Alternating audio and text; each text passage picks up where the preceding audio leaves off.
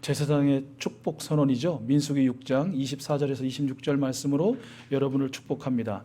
먼저는 제가 여러분을 축복할게요. 익숙하실 개역개정 성경 말씀인데 눈으로는 화면을 보시고 귀로는 저의 음성을 들으시기 바랍니다. 하나님의 복 주심을 제가 대신 낭독합니다. 여호와는 내게 복을 주시고 너를 지키시기를 원하며 여호와는 그의 얼굴을 내게로 비추사 은혜 베푸시기를 원하며 여호와는 그 얼굴을 내게로 향하여 드사 평강 주시기를 원하노라. 아멘. 자, 우리 여러분 곁에 계신 분들 서로 우리 사랑하는 성도님들 한번 바라보시면서 말씀을 외우지는 못하실 거 아니에요? 그래서 제가 선창하여 드릴 테니까 들으시고 구절구절 나눠서 우리 곁에 계신 분을 바라보시면서 여러분 축복해 주시면 좋겠습니다. 자, 일단 바라보시고 뭐 손잡아도 좋으시고. 자, 하겠습니다. 이게 근데 내게 복을 주시고 그러면 내를 너를 대부분은 다 마음속으로 내로 발음을 하시더라고요. 그래가지고 제가 내를 그대로 바꿔서 드릴게요. 그대에게로. 자, 따라서 한번 앞에는 보실 필요 없죠? 자, 곁에 바라보시면서 여호와는 그대에게 복을 주시고 그대를 지키시기를 원하며 여호와는 그의 얼굴을 그대에게 비추사 은혜 베푸시기를 원하며 여호와는 그 얼굴을 그대에게 향하여 드사 여호와는 그 얼굴을 그대에게 향하여 드사. 마지막이니까 크게 하세요. 평강 주시기를 원하노라. 아멘. 샬롬. 샬롬. 샬롬.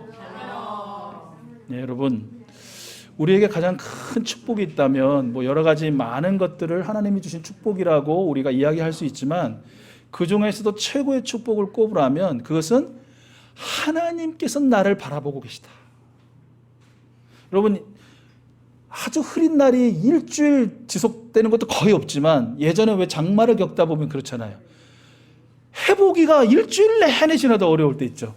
그러다가 일주일 후에 어느 날인가 그 비가 그치고 그 먹구름이 걷히면서 환한 해가 여러분의 얼굴을 비출 때 얼마나 이 마음이 좋고 기분 좋고 힘이 나고 용기가 나잖아요. 그렇죠? 또 되게 보고 싶은 사람이 있는데 뭐 여러분 아들이라고 한번 해봅시다. 뭐 아들이 안 계실 수도 있고 그렇지만 자, 여러분 아들이라고 만약에 있다고 생각해 보시죠.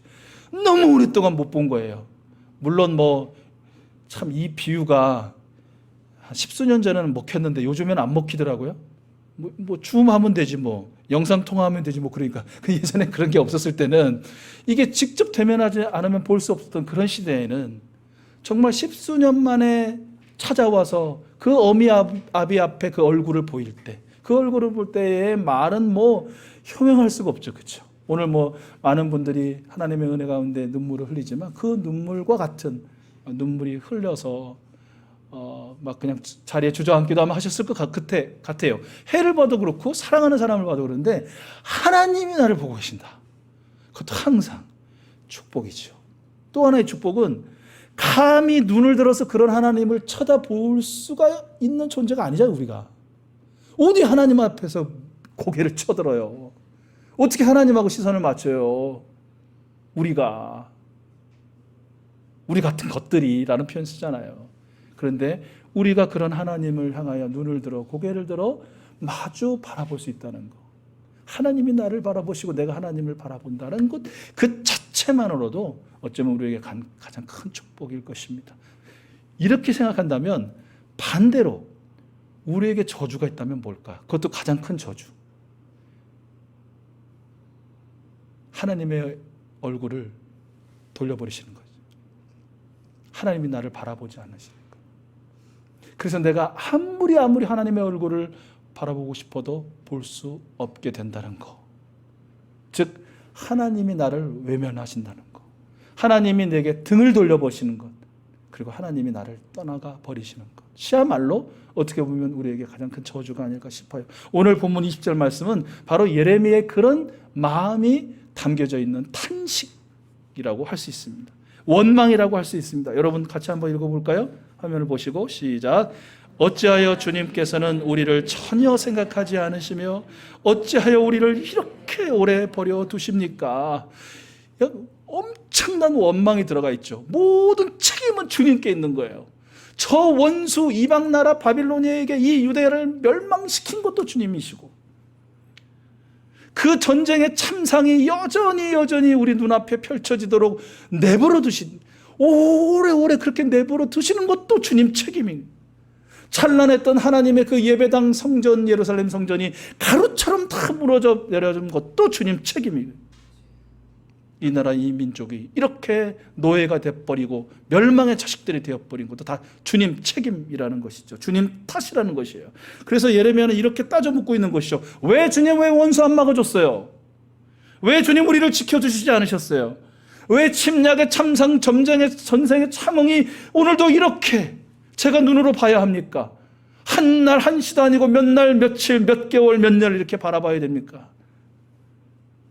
이것이 바로 주님이 우리에게서 얼굴을 돌리셨던 증거 아닙니까?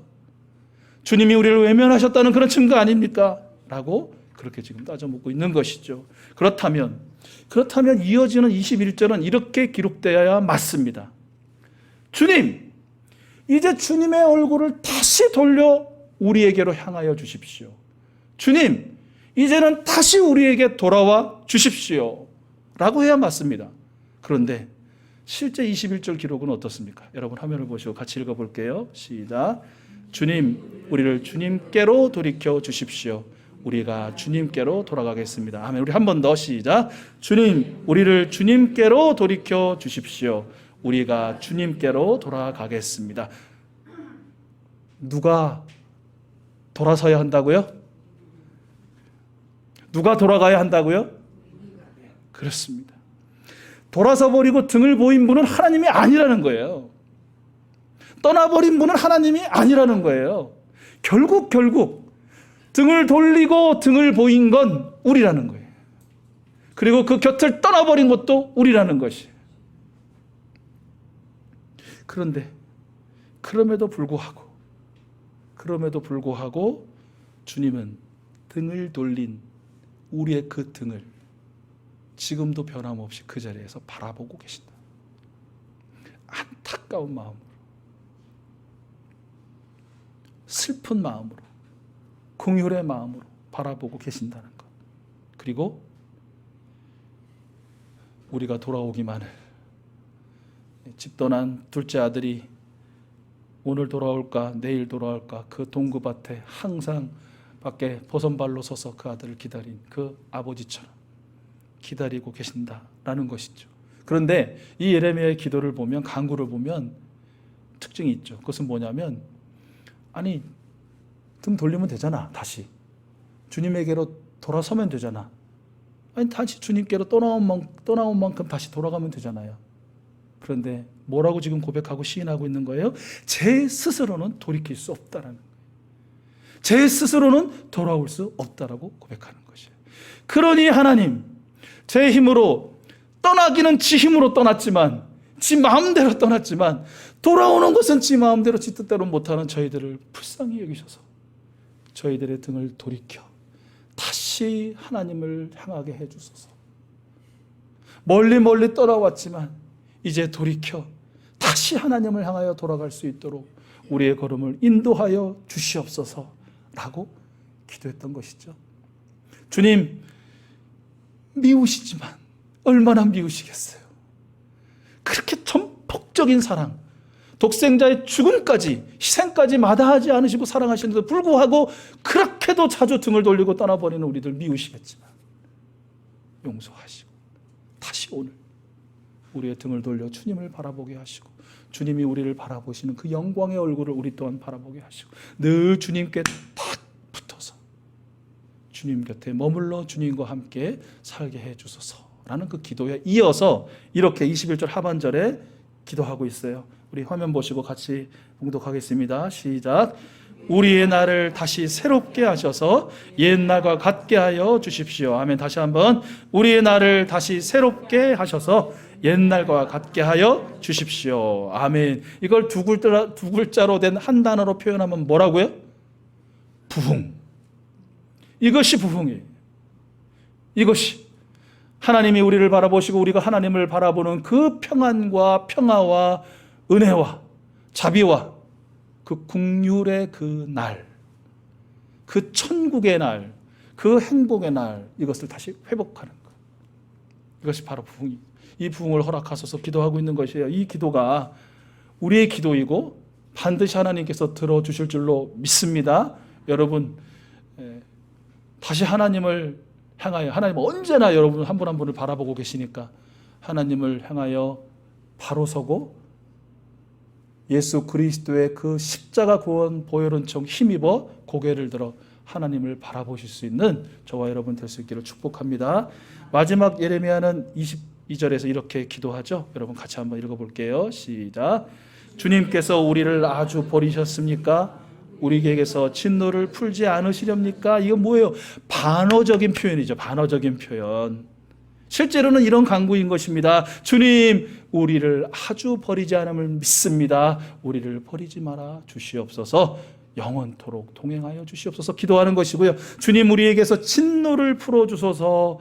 자비의 은혜를 베풀어 주실 줄 믿습니다. 라는 그런 간구라는 것이죠. 아울러서 이러한 이 간구는 결단이 기도예요. 결단이 기도예요. 뭐예요? 아주 우리를 버리지 않으시는 주님 곁에 우리 꼭 붙어 있겠습니다. 이 말이에요. 약간 혐오스럽게 보시는 분도 있지만 저는 이것도 하나의 자연의 섭리고 뭐 하나님의 섭리 가운데 하나라고 생각해요. 저희 그 은평구 구파발 일대에 소위 러브버그라고 하는 벌레들이 지난해부터 아주 극성입니다. 여러분 사시는 동네에는 아마 못 보신 분도 있으실 거예요. 왜 러브버그라고 부르냐면 땅속에 있던 유충이 이제 성충이 되면 수컷과 암컷이 교미를 이렇게 해요. 작은 파리 같은 종류거든요. 작은 파리인데 딱 붙어가지고 날아다녀요. 붙어서 다니니까 시기가 되시는지 질투가 되시는지 막 혐오스럽다고 그래요. 자기는 이렇게 붙어서 못 살아서 그런지 어쩌는지 하여튼 붙어가지고 그렇게 한 4, 5일을 살다가 알을 낳고 이제 죽는다고 합니다. 러브버그라고 해요. 딱 붙어 있어요. 딱 붙어 있어요. 그러니까 저는 그걸 보면서 혐오스럽게도 보지만 내가 주님과 함께 저렇게 딱 붙어 있으면 보면은 큰 벌레 상대적으로 작거든요. 근데 큰 벌레가 힘이 좋을 거 아니에요. 큰 벌레가 날개짓 하는 대로 날아다니는 거예요. 붙어있는 작은 벌레는 암만 이거 해봐야 자기도 하긴 하지. 근데 큰 벌레가 힘이 좋으니까 큰 벌레가 날개짓 하는 대로 휙 날아갔다 여기 붙었다 막 이래. 이게 하나님이 전능하시잖아요. 우리가 하나님께 딱 붙어 있으면 우리가 날친 뭐대로 가보겠다고 날개짓 안 하냐? 하지. 저쪽으로 가겠다라고 그렇게 하지만 하나님께 붙어 있으면 하나님께서 그 전능하신 날개짓으로 우리의 인생을 인도하신다. 우리가 원하는 방향이 아니라 하나님이 원하시는 방향이에요. 우리는 비록 성공인 줄 알지만 마지막은 실패고 절망인 그 나락일 수밖에 없는 길이 아니고 하나님이 이끄시는 영원한 하나님의 그 평화와 새하늘 새 땅의 나라로 우리를 이끄신다는 거예요. 그럼 어떻게 하면 되겠어요? 생명의 산 공부할 때 여러분 또 경험하셨지만 가지가 할 일은 뭐라고요? 지가 뭐 열매를 낼 거예요. 잎을 낼 거예요. 뭐? 예. 줄기에 딱 붙어 있는 것이면 족하다. 여러분 한번 뭐 이거 괜찮은데? 제가 한번 해보니까 괜찮은데. 자, 제가 한번 할 때 같이 한번 따라 해보세요. 주님께 딱! 아이고야, 목소리가 가가지고 막 꺾이네. 딱! 붙어 있겠습니다. 그러니까 제가 목소리가 이렇게 꺾인다고 여러분도 따라서 그것까지 뭐 딱! 뭐 이러실 필요는 없고 다시 한번. 주님께 딱! 붙어 있겠습니다. 한번 해보세요, 손. 예, 뭐 건강도 좋아진다는데 일부러도 하는데 자, 주님께 딱 붙어 있겠습니다. 이런 결단이라는 거예요. 예레미야의 마지막 간구가. 그리고 또 하나의 결단은 진노를 풀어 용서해 주신 우리 주님을 다시 진노케 하지 않도록 주님 따라 살겠습니다 라는 그런 결단도 이 간구에 담겨 있다라는 것이죠. 여러분, 말씀을 마무리합니다. 등을 돌리는 것은요, 하나님이 아니에요. 우리입니다. 떠난 것 주님 아니세요. 우리들입니다. 이것을 우리 자신도, 우리 한국교회도, 이 대한민국, 이 나라, 이 민족도 시인해야 합니다. 자백해야 합니다.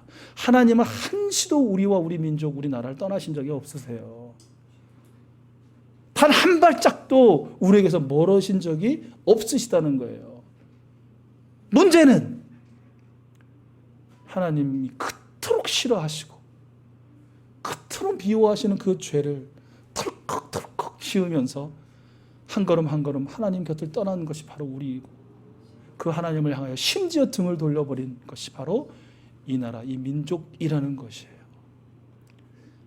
그리고 우리는 돌이켜 간구해야 될 줄로 믿습니다. 오늘 예레미야 선지자의 간구처럼 애끓는 심령으로 주님, 우리를 돌이켜 주십시오. 주님께 등을 보이고 있는 이 나라, 이 민족 불쌍히 여겨 주셔서 등을 돌이켜 우리 하나님을 향하여 바로 서게 해 주십시오. 제각각 하나님을 멀리 떠나 있던 이 나라, 이 민족 불쌍히 여기시고 모든 백성들 하나님 앞으로 돌아오도록 그 걸음을 인도하여 주시옵소서. 기도해야 될 줄로 믿습니다. 자, 오늘 6.25 전쟁 발발 73주년이 되고 이제 다음 달 27일 휴전협정 70주년, 70년이 지났는데 전쟁 중입니다. 전쟁이 끝난 것이 아니죠. 이제는 전쟁이 끝내야 하지 않을까요? 그리고 다시는 전쟁의 참상이 이 땅에 일어나지 않는 것이 실제가 되어야 하지 않을까요? 그 전쟁이라는 그 비극의 고통과 그 아픔과 그 대상을 향한 저주의 마음들, 이런 우리의 그냥 시커멓게 타버린 이 마음이 우리의 적어도 손주 세대, 그 4세대 더 이상은 전달이 안 되어야 될 거 아닙니까? 그러기 위해서 우리 기도해야 하는 것이죠. 우리 화면을 보시고 오늘 결단 삼아서 함께 기도문으로 같이 읽겠습니다. 시작. 주님, 우리를 주님께로 돌이켜 주십시오. 주님, 우리가 주님께로 돌아가겠습니다. 주님, 우리의 날을 다시 새롭게 하소서. 주님, 우리를 아주 버리지 말아 주소서. 주님, 우리에게서 진노를 풀어 주소서. 우리라는 말에 여러분, 우리 조국 대한민국을 한번 생각하시면서 대한민국이 간구하는 것입니다. 다시 한번 시작. 주님, 우리를 주님께로 돌이켜 주십시오. 주님, 우리가 주님께로 돌아가겠습니다. 주님, 우리의 날을 다시 새롭게 하소서. 주님, 우리를 아주 버리지 말아 주소서. 주님, 우리에게서 진노를 풀어 주소서. 아멘. 아멘.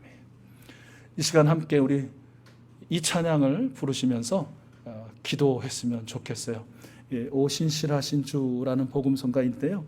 이 복음서의 가사에 우리의 감사의 마음이 다 담겨져 있습니다. 우리의 기도도 들어있고요. 우리 같이 불러봤으면 좋겠습니다.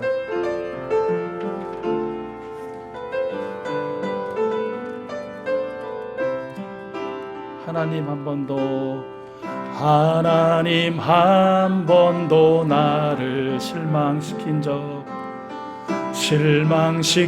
적 없으시고 언제나 공평과 은혜로 나를 지키셨네. 오 신실하신 주, 오 신실하신 주, 오 신실하신 주, 내 너를 떠나지도 않으리라. 내 너를 버리지도 않으리라. 약속하셨던 주님, 그 약속을 지키사 이후로도 영원토록 나를 지키시리라 확신하. 지나온 모든 세월 돌아보아도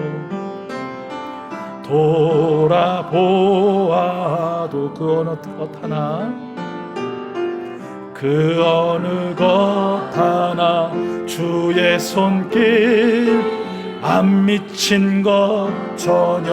오 신실하신 주, 오 신실하신 주, 오 신실하신 하신 주, 내 너를 떠나지도 않으리라, 내 너를 버리지도 않으리라.